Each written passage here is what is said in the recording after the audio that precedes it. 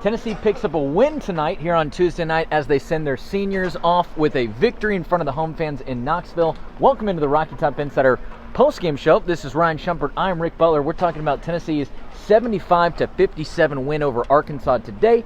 As we mentioned a second ago, this is it. This is Tennessee's final game on the court here in Knoxville. They head to Auburn this weekend and then tournaments after that. But Ryan, I think we got to start with the biggest news of the night potentially besides just the win. We got to go back to the first minute or two of the game when right here in this very corner actually, Zakai Ziegler goes down with a left knee injury. Tennessee after the game said that they had no further updates until tomorrow. Man, this was obviously a big blow for Tennessee. Now they were able to get things done tonight, but what do you think this changes the outlook for the future? Obviously losing their top point guard heading into the biggest stretch of the season. Yeah, I mean, it's a massive loss for a lot of different reasons. You mentioned he's the top point guard. He's really the only point guard on the roster. He's by far the best player at being able to penetrate, get to the basket, create shots for not only himself but for others too. So it's a major loss.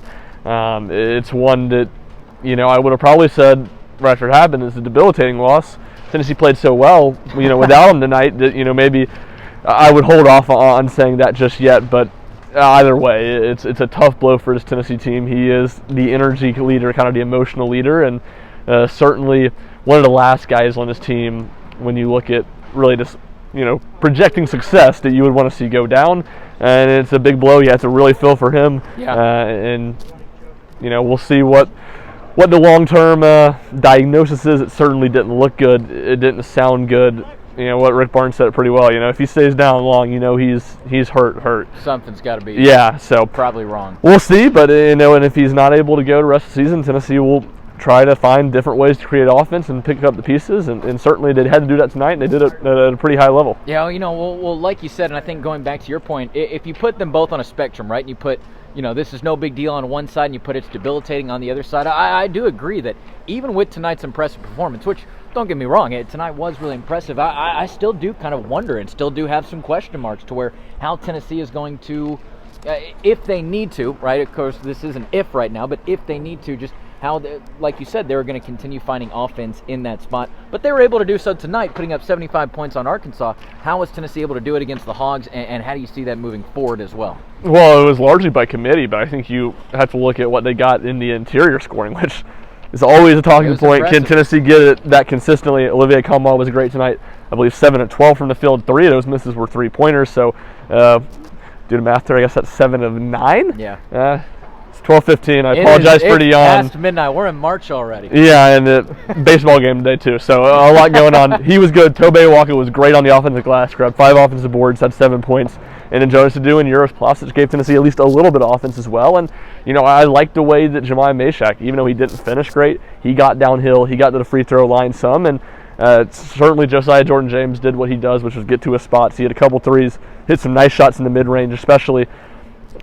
Not really, Arkansas wasn't making a push, but it really helped Tennessee open up the game, I guess, in that second half, and almost put, maybe not the Razorbacks away, but make it where it would be really difficult for them to come back. So it was a team effort. Santiago Vescovi, I think you have to give him a ton of credit, not only just scoring 14 points, hitting one from, man, it looked like they showed it on in the little senior day video, the shot he hit against Kentucky his freshman year, near half court. It felt like he hit one from there, felt like the dagger just about. So he was really good there, and I ramble here, all on top of the fact that he was Tennessee's point guard for most of the night. And how much did we see last year how much better Vescovi was when he didn't have to play point guard? So he was taking that responsibility against a really, really athletic Arkansas team and a team that can present a lot of problems. Obviously, his athleticism is Vescovi's kind of weakness. So Tennessee did it in a lot of different ways, but I think probably most importantly, it was what they got from some of the interior scoring and the fact that Santiago Vescovi and Jemai Meshack a little bit too, even Josiah Jordan-James a couple possessions, were able to keep Tennessee's offense moving from a point guard and kind of facilitating aspect. Yeah, absolutely. And, you know, that was well said right there. And just to kind of add on to it again, we don't exactly know Zakai Ziegler's status moving forward, but if he is out,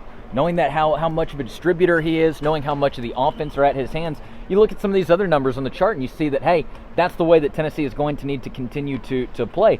42 points in the paint versus 18 from Arkansas, more second chance points, more fast break points, and about 13 more off the bench as well. So that's certainly going to help when you don't have your point guard in the lineup. But stay tuned to Rocky Top Insider because we will figure that out as we go.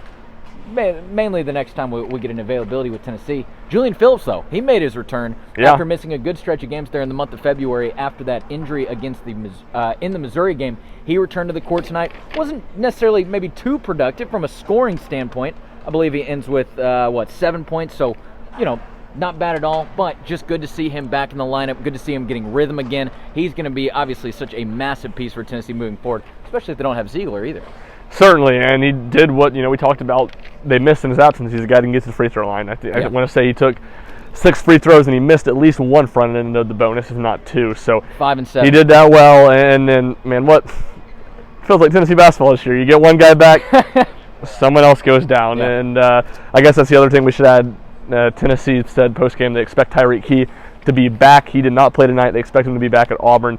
So when you talk about point guard play, doing things by committee, he's the guy that's played point guard the most on this team besides Ziegler. So it's important to get him back, and certainly another offensive option as well. It's been a little bit of a rough month, obviously, for Tennessee basketball. But being able to come back over the weekend, being able to have a 40-point win against South Carolina, turn that into a senior night 20-point victory over Arkansas. Man, I do think that those are big things for this Tennessee team moving forward. I think that you can see that, hey, there's no give up in this team, no matter what happens in the rest of the season, no matter if it's goes for a short time or a long time. There's obviously no give up in this team just based on what you saw from February. So they close out 2 straight wins at home, but now they look at a challenge on the road against Arkansas, a team they barely beat just going back to the beginning of the month as well. So that one's certainly going to be exciting. And then what do you say? Tournament time right after that. Yeah, tournament time right after that. And, if that's when it gets geared up, one extra level. And I guess, the other thing I'd say, you talk about it being a tough month for Tennessee. Obviously was. Last time Tennessee won back-to-back games, end of January, Georgia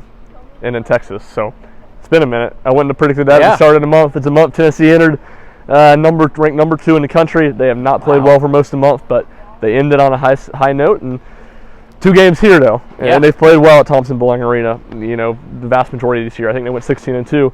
So can they take that on the road, potentially down Zakai Ziegler, go into a hostile environment and beat an Auburn team? I think that would be really telling of this team turning a corner and maybe starting to play, if not their best basketball, but certainly better basketball than they've played this month. Yeah, no doubt about it. Hey, stay tuned to Rocky Top Insider for more throughout the week as we lead into Tennessee's final regular season game of the season. We will have you covered on the injury status of Zakai Ziegler. We have you covered on Rick Barnes and the other coaches on the staff. We will have you covered on everything leading into this final game. And then, of course, tournament time on the other side as well. So that's going to wrap it up for us here tonight. Actually, it was kind of this morning already, now that we're already into Wednesday. We're going to go ahead and wrap it up. We will see you on the other side. Make sure you're checking out RockyTopInsider.com for all of your Tennessee news, notes, and coverage. This is Ryan Shumpert. I'm Rick Butler. We'll see you back for the next one.